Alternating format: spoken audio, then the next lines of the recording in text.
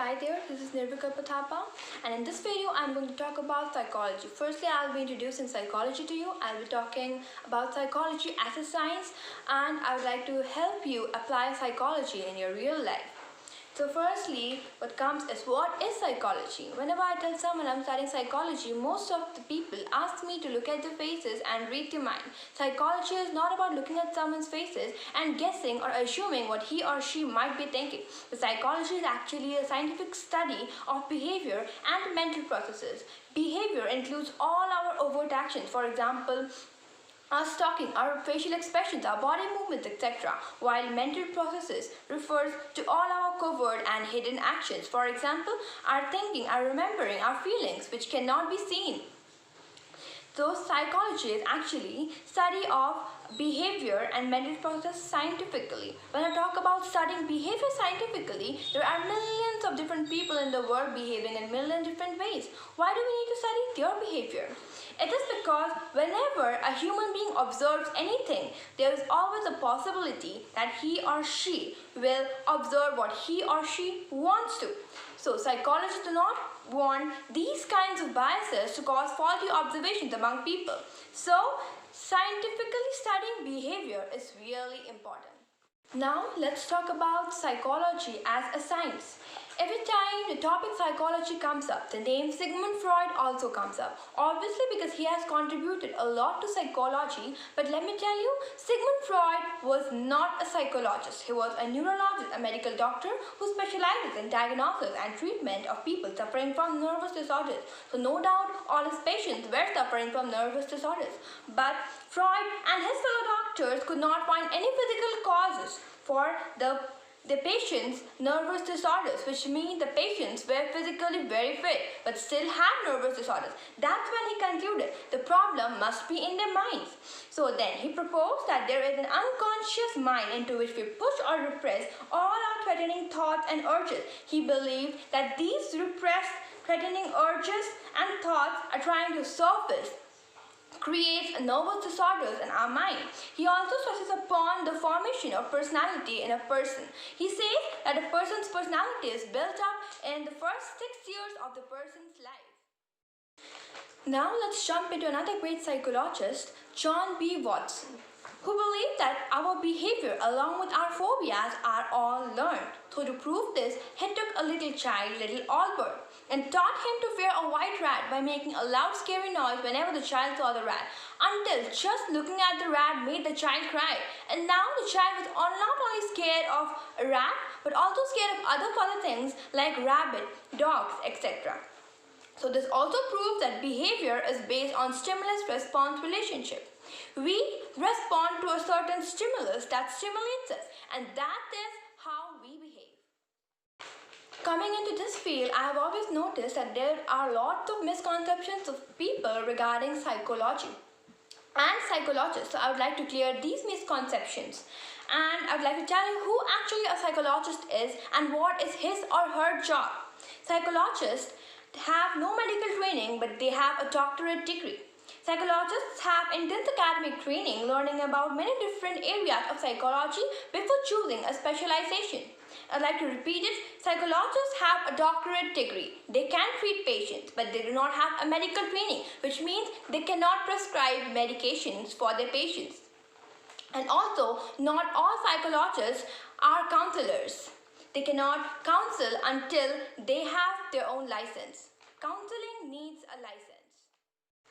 Just because the word psychologist contains the word psycho in it doesn't mean they treat people suffering from psychological disorders. Psychiatrists are the people who treat people suffering from psychological disorders. They have a medical degree and they are physicians who specialize in the diagnosis and treatment, including the prescriptions and medications of psychological disorders. So it is psychiatrists who takes care of people suffering from psychological disorders, not psychologists. Psychologists treat normal people having normal problems in life, while psychiatrists, they treat people suffering from psychological disorders, and they can also prescribe medications for them. Let's come to applying psychology in our everyday life. Critically thinking is the best way to apply psychology in our everyday life to make it more efficient. It helps us to sort out the kind of real-world problems. Critically thinking is often viewed as negative, but in this context, critical does not have any connection with the criticism. It actually means criteria. It actually refers to criteria. So critical thinking, as in thinking that meets certain high criteria or high standards. There are four basic criteria of critical thinking. The first one is there are very few truths that do not need to be subjected to be testing. People have their own religious beliefs, and yes, everyone should respect it. Apart from that, everything else needs evidence. One should not just accept anything only at the face value.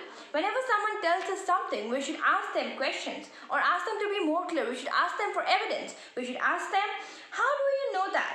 Or do you have any evidence? These are the questions that we ask when we are thinking critically. The second criteria, all evidence are not equal in quality. So we often put in this criteria whenever we ask someone for evidence. It's not important that the evidence does support the idea he or she gives us. It is up to us to decide whether the evidence supports the idea or not. For example, I have not seen any evidence that aliens have visited Earth. I do not believe that aliens exist. I do not believe that aliens visited Earth. Then comes the third criteria. Just because someone is considered to be an authority or to have a lot of expertise does not make everything that person claims automatically true. So yes, it is really good to take advice from experts, but it is not really good to take any advice randomly. We should ask them how good is the evidence, or we should ask them are there any alternative for it. If we ask these kinds of questions to them, they will be explaining the things to us in a better way. They'll give us alternatives. They'll not only give us one solution, but they'll give us many other solutions, out of which we can choose that particular solution which works out the best for us.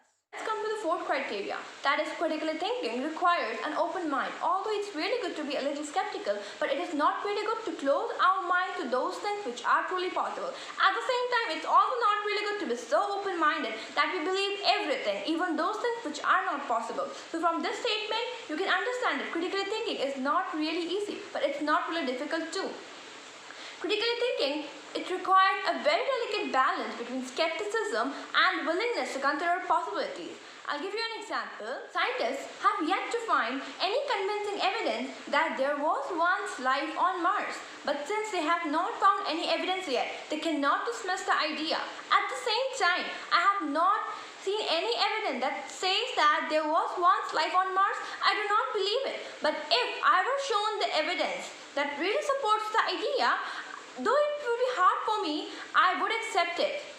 This is called willingness to consider possibilities. And this is really important, a delicate balance between skepticism and willingness to consider possibilities. I hope this video was useful to you, and now I'd like to conclude by speaking out a few lines by a famous psychologist, Raymond Cattell. And here it goes. But psychology is a more tricky field in which even outstanding authorities have known to run circles describing things which everyone knows in language which no one understands. Thank you.